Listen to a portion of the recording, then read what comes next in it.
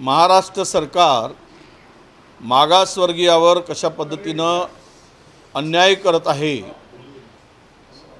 याचं मूर्तिमंत उदाहरण म्हणजे 2022 मध्ये ज्या TITच्या अंतर्गत जवळपास 31,525 शिक्षकांची भरती करण्यात आली होती। या भरतीमध्ये पहिल्या टप्प्यामध्ये 21,667 आणि दुसऱ्या टप्प्यामध्ये 7,833 आणि कन्व्हर्टेड राऊंडमध्ये 1,124 शिक्षकांची भरती करण्यात आली। साधारणतः यामध्ये OBC साठी 8,000 जागा किमान त्या ठिकाणी नियमानुसार वाट्याला येणे आवश्यक होते।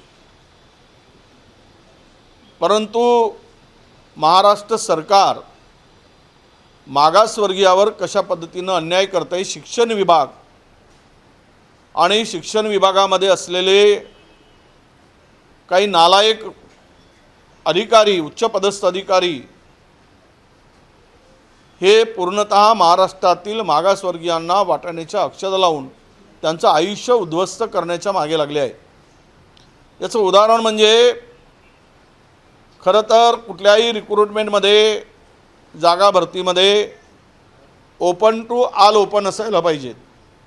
उदाहरण सांगायचं झालं तर OBCच्या विद्यार्थ्यांना जर त्या परीक्षेमध्ये 150 गुण मिळाले असतील आणि ओपनला 140 मिळाले असतील तर त्या ओपनमध्ये OBC विद्यार्थ्यांचं सिलेक्शन होणे आवश्यक असते। परंतु तसं न करता या विद्यार्थ्यावर किंवा या शिक्षकांवर निवड करताना कॅटेगरीच्या मुलांना कॅटेगरीमध्ये ठेवलं आणि ओपनच्या ठिकाणी ओपनमध्ये ठेवल्यामुळे साधारणतः 8,000 मागासवर्गीयांच्या जागा या इतरांनी भडकवल्या। त्यामुळे या सर्व शिक्षकांनी मिळून हायकोर्टामध्ये गेले होते। हायकोर्टामध्ये गेल्यानंतर या ठिकाणी हायकोर्टाचा निकाल यांच्या विरुद्ध लागला। शिक्षकांच्या मागासवर्गीय आमची जी काही मुलं गेली त्यामध्ये घाईघाईनी चुकीची माहिती या ठिकाणी ॲडव्होकेट जनरलनी दिली, शासनाने पुरवली। त्यानंतर हे प्रकरण सुप्रीम कोर्टात गेलं आणि मागच्या 23 मार्चला सुप्रीम कोर्टाने या सरकारच्या विशेष करून शिक्षण विभागाच्या थोबाडीत मारलं। हे या निकालावरून आता सुप्रीम कोर्टाच्या स्पष्ट झालेलं आहे। सुप्रीम कोर्टाने स्पष्ट करताना सांगितलं की कॅटेगरीच्या मुलांचं मेरिट पहिले सिलेक्ट करा आणि मेरिटनुसार त्यांचं सिलेक्शन झाल्यानंतर उर्वरित जागेवर मेरिटप्रमाणे ओपनचं सिलेक्शन झालं पाहिजे। मी सांगताना तुम्हाला जे काही सांगितलं की जे ओपन टू ऑल ओपन, मग ते ओपनमधले असू देत, SC मधले असू देत, ST मधले असू देत, OBC मधले असू देत, यामधून मेरिटची यादी पहिली काढली जाते। तसं न करता कॅटेगरीच्या मुलांची यादी बाजूला केली गेली। म्हणजे 140 वाला गुणवाला मुलगा तो ओपनमध्ये सिलेक्ट झाला शिक्षक म्हणून आणि 155 वाला मुलगा जो मिळाला, 155 गुण मिळाले, तो त्या कॅटेगरीमध्ये सिलेक्ट केला। त्यामुळे कमी गुण मिळालेले विद्यार्थी आहेत त्यांच्यावर हा फार मोठा अन्याय आहे। आता या निकालानंतर मी कालही संबंधित अधिकाऱ्यांशी बोललो की हे लवकरात लवकर, कारण कोर्टाने सांगितलं आहे, सुप्रीम कोर्टाने हे रद्द करा, ॲज पर मेरिट तुम्ही लिस्ट लावा, सिलेक्शन करा आणि झालेलं ते काय जे चुकीचं झालेलं आहे असं सर्वोच्च न्यायालयाने सांगितलं। जर या 31,000 32,000 जागामध्ये मागासवर्गीयांचा वाटा कोणी ओढून घेत असेल, काढून घेत असेल तर या राज्यातील मागासवर्गीय सुरक्षित आहे का, त्यामध्ये SC ST OBC सुरक्षित आहे का, हा खरा प्रश्न आहे। आणि अजूनही सुप्रीम कोर्टाचा निकाल लागल्यानंतरही सरकार ती फाईल पुढे नेत नाही आहे, म्हणजे सर्वोच्च न्यायालयाला सुद्धा ऐकायचं नाही अशी भूमिका सरकारची मला दिसते आहे. आम्ही या संदर्भात जर 3 महिन्यामध्ये सरकारची भूमिका स्पष्ट झाली नाही तर पुन्हा आम्ही कंटेम टाकू आणि आमच्या मागासवर्गीयावर झालेल्या अन्यायाविरुद्ध, ओबीसीवर झालेल्या अन्यायाविरुद्ध आम्ही लढू. आमच्या वाट्याची जागा दुसरे कोणी बळकावून जर त्या ठिकाणी अन्याय करत असेल आणि शिक्षण विभाग डोळे झाकून हे सगळं करून घेत असेल तर मात्र ते सहन करणार नाही. मी मुख्यमंत्र्यांनाही पत्र लिहिणार आहे आणि त्यांनाही भुजबळ साहेबांनी सुद्धा पत्र लिहिलं आहे की आमच्यावर अन्याय आहे म्हणून. पण हे एकूण जाणून बुजून मागासवर्गीयाला संपवण्यासाठी अशा प्रकारचं एक षडयंत्र आहे असं माझं मत आहे. रोहित पवारांनी प्रदेशाध्यक्षांना फोन केला बारामतीमधून माघार घेण्यासाठी, तर आता सूत्रांकडून माहिती मिळते की उमेदवारी अर्ज माघार घेण्याची शक्यता आहे. नाही, चर्चा कालच झाली आमची. प्रदेशाध्यक्ष, मी, बंटी पाटील आणि आम्ही सगळ्या नेत्यांनी चर्चा केली. आज सकाळीसुद्धा मला प्रदेशाध्यक्षांच्याकडून आपण या सगळ्या संदर्भात चर्चा आमची त्यांच्याबरोबर झाली, त्यांचाही फोन होता आणि आम्ही निर्णय घेतला आहे की आता बारामतीतून उमेदवारी अर्ज मागे घेण्याचा निर्णय प्रदेशाध्यक्षाबरोबर चर्चेनंतर घेण्याचं ठरलं आहे. हा प्रदेशाध्यक्षांनी आम्ही तिथल्या लोकांशी चर्चा केल्यानंतर बंटी पाटील आहेत, त्यांचंही मत आहे. आता ह्या निर्णयाच्या पूर्वी आम्हाला दिल्लीच्या हायकमांडशी चर्चा करून त्यांच्या कानावर ही गोष्ट टाकावं लागेल आणि त्यांचा आदेश आल्यानंतर तो फॉर्म विड्रॉल करण्याची प्रक्रिया पूर्ण होईल. म्हणजे महाराष्ट्रातील काँग्रेसच्या सर्व वरिष्ठ नेत्यांची भावना आहे की ते मागे झालं पाहिजे, अशी भावना आहे? नाही, आमची भावना म्हणण्यापेक्षा आम्हाला, विशेष करून मला तर नाही पण प्रदेशाध्यक्षांना अनेकांचे फोन आलेत, सत्ताधारी पक्षातील म्हणा किंवा उपमुख्यमंत्री ज्या आता निवडणूक लढत आहेत सुनीत्राजी पवार, आणि यांचाही फोन होता, त्यांना फोन होता आणि तिथली एकूण परिस्थिती मीन्स एकूण आमच्या सगळ्या लोकांची भावना लक्षात घेता तिकडे निवडणुकीमधून या निवडणुकीमध्ये पुढे जाणं हे थांबवावं अशा प्रकारची भूमिका दिसली. त्यामुळे आमच्या सगळ्या लोकांचं एकमत झालेलं आहे. आज श्रेष्ठींशी बोलून दुपारपर्यंत फॉर्म होईल त्याच्या परवानगी असं मला आज बोलून घेत आहेत, प्रदेशाध्यक्ष बोलत आहेत. कदाचित मलाही फोन येईल, विचारणा होईल आणि त्यांच्या कानावर ती गोष्ट टाकूनच आम्हाला हा निर्णय घ्यावा लागेल. म्हणजे भाऊ, राज्यातल्या सर्वच काँग्रेस नेत्यांची अशी इच्छा आहे की ही निवडणूक बिनविरोध व्हावी, काँग्रेसने निवडणूक लढावू नये असं सगळ्यांचं मत आहे. नाही बघा, आमचं मत म्हणण्यापेक्षा आम्हाला त्यांनी वारंवार विनंती केली. खरं तर यापूर्वी निवडणुका झाल्या आहेत, हे काही भारतीय जनता पक्षाने काही पाळलं नाही. अनपोज निवडणुकीसाठी ज्या ठिकाणी कुटुंब एखाद्या सिटिंग MLAची MP ची ज्यावेळेस देत होते त्यावेळेस आपण त्यांच्या कुटुंबियाकडे फार भावनेने बघतो, वेगळ्या भावनेने, आणि त्यामुळं त्या निवडणुका अनपोज व्हाव्यात अशा साधारणचा भावना आहे. पण नांदेडमध्ये असेल किंवा पंढरपूरमध्ये असेल, अनेक ठिकाणी त्या ठिकाणी या निवडणुका म्हणजे बिनविरोध झालेल्या नाहीत.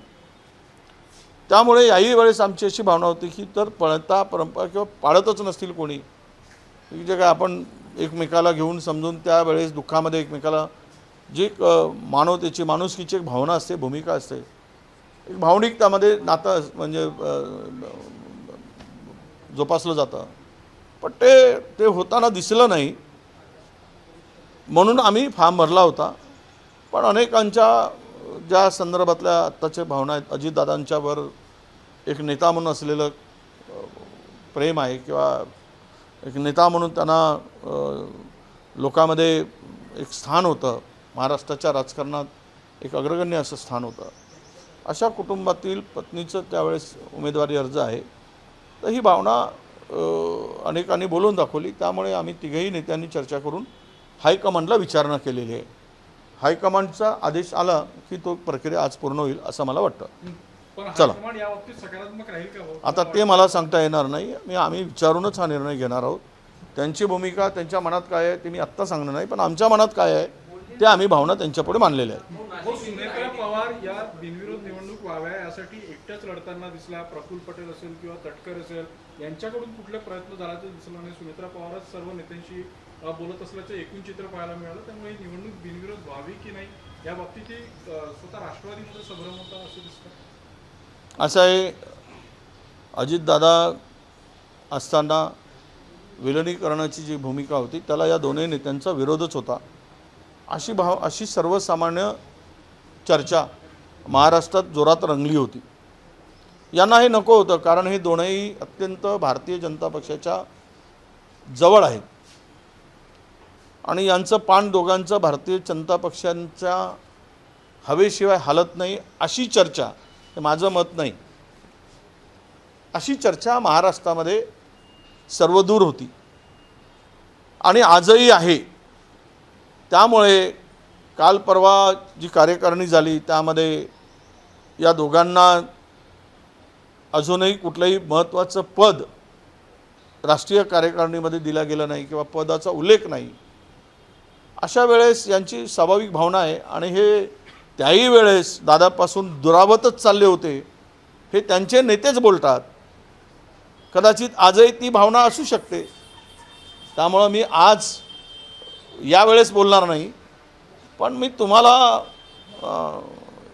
राष्ट्रवादीमधले अंतर्गत असलेल्या धुसफुसाच्या संदर्भात काँग्रेस म्हणून मला अधिकार नाही तो बोलायचा, पण महाराष्ट्रातल्या राजकारणामध्ये जे चाललं आहे ते या सगळ्या घडामोडीवरून दिसते आहे.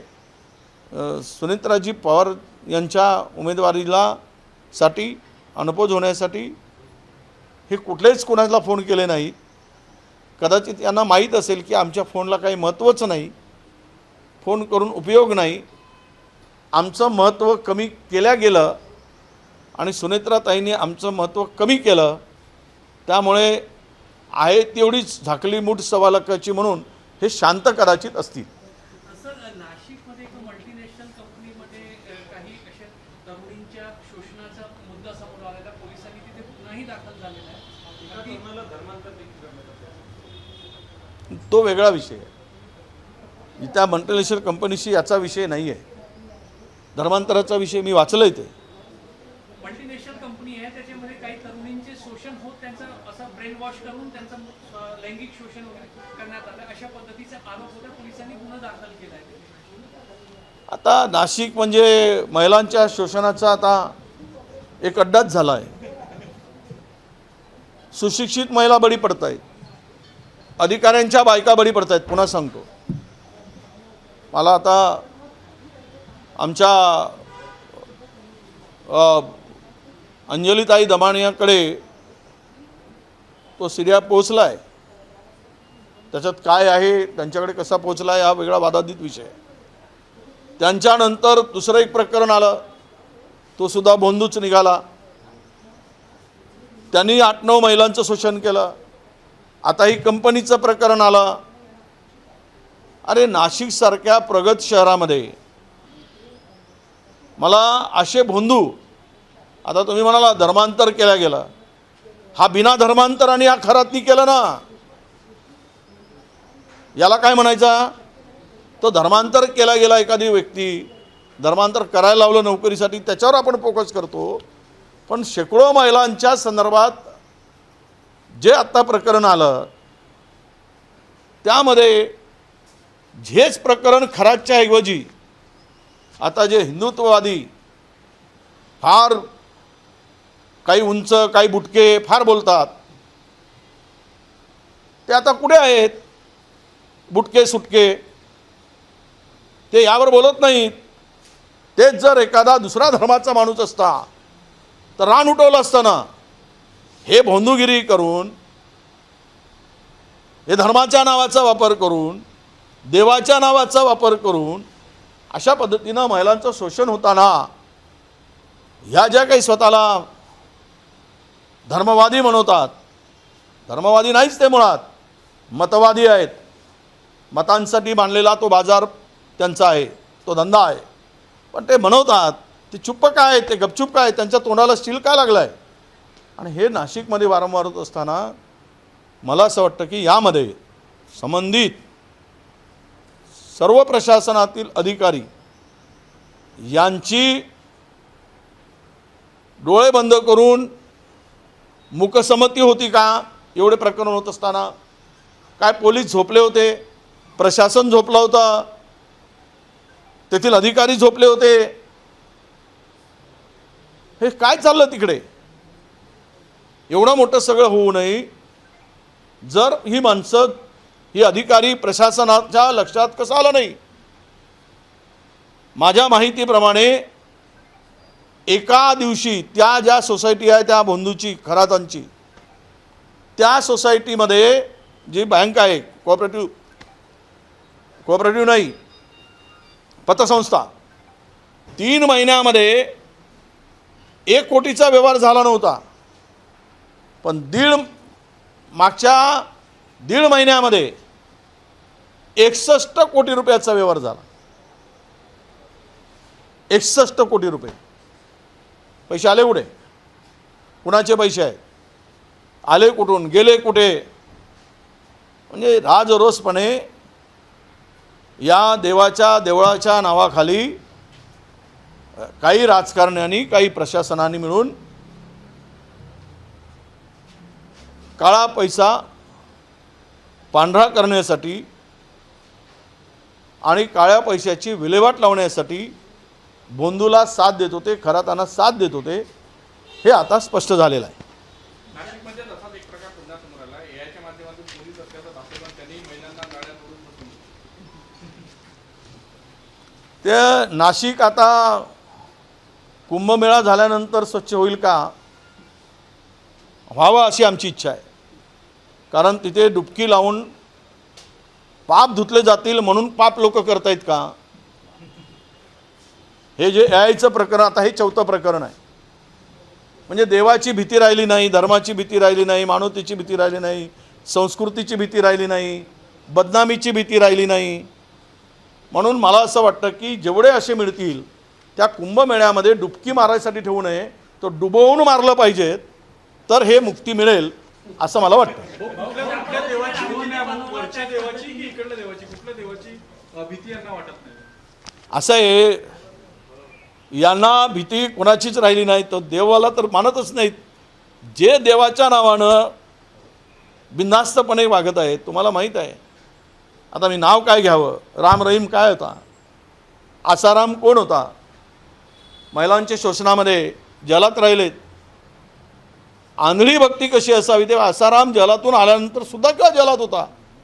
त्याचा पोरगा साईराम, तोही बदमाश. म्हणजे बाप किया तो किया, बाप से बेटा बडकर सवाई. पण हे सगळे जलात असताना त्यांच्या फोटोला पूजणारे देव मानून या भारतामध्ये आहेत ना. राम रहीमची पूजा करणारे भारतात आहेत. यापेक्षा दुर्दैव काय असू शकतं? अरे श्रद्धा कुठे? अंधश्रद्धा कुठे? ठीक आहे, देवाला आम्ही मानतो, तिथे श्रद्धा आहे तिथे मानतो. पण हे अंधश्रद्धासारखी भूमिका ठेवून या पद्धतीनं हे सगळे बोंधू जे काही उभे झालेत त्याला देवाची भीती राहिली नाही. त्यामुळं देवाची राहिली नाही आणि देव मानणाऱ्या सरकारची पण राहिली नाही. देवाच्या नावानं धंदा करणाऱ्या, देव मानणाऱ्या नाही. देव तर मानतच नाही ते सरकार. फक्त देवाच्या नावानं धंदा करणारं सरकार आहे, मतदान घेणारं सरकार आहे. त्यामुळे फक्त मुखी नाम देवाचे, काम मात्र स्वतःच्या सेवेचे. चला, धन्यवाद.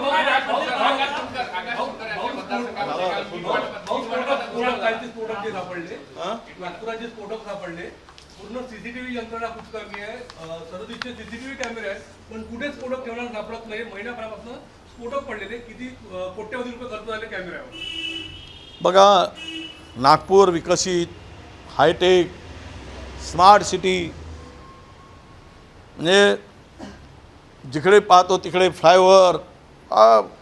नागपुरात नवीन माणूस आला तर मला एक जावई नागपुरात आला होता, तो सासऱ्याचं घर शोधता भेटत नव्हता म्हणून परत गेला म्हणून सांगत होता. एवढा बदल नागपुरात झाला आहे. म्हणजे जावयाला सासऱ्याचं घर मिळत नाही एवढा बदल नागपुरात केलेला. परंतु कॅमेरे नसल्यामुळे मात्र ते स्फोटकं मिळत नाहीत. यावर सरकारने आत्तापर्यंत माझ्या माहितीप्रमाणे 550 कोटी रुपये अद्ययावतसाठी खर्च केले. त्यांचं संपूर्ण मॉनिटरिंग सर्व फुल ॲडव्हान्स सगळे ट्रॅकिंग सिस्टम लावून उपयोग काय? जर उद्या नागपूर सुरक्षित नसेल, उद्या स्फोटकामध्ये ठीक आहे आज लक्षात आल्या काही गोष्टी त्यामध्ये कॅमेऱ्यामध्ये आल्या नाहीत, पण उद्या जर यातून काही वाईट झालं असेल तर जबाबदारी कोणाची? फार वाईट चाललं आहे. केवळ भपकेबाजी, शोबाजी, खर्च. आज 10 महिने झाले, 10वा दिवस आला, 9वा, अजूनही कर्मचाऱ्यांचे पगार मिळाले नाही. काय महाराष्ट्राची प्रगती आहे? फक्त फायनान्स विभाग, तेवढेच फायनान्स विभागाने आपल्या कर्मचाऱ्याचे पगार केले. पण आता आजच्या तारखेपर्यंत मी जे काल माहिती घेतली, कर्मचाऱ्यांचे पगारसुद्धा महाराष्ट्रातील झाले नाहीत. जे पगार 1 तारखेला होतात, जे वेतन 1 तारखेला दिलं जातं, 9 तारीख आली तरी वेतन दिले नाहीत. महाराष्ट्र आता कंगाल भिकारी होत आहे.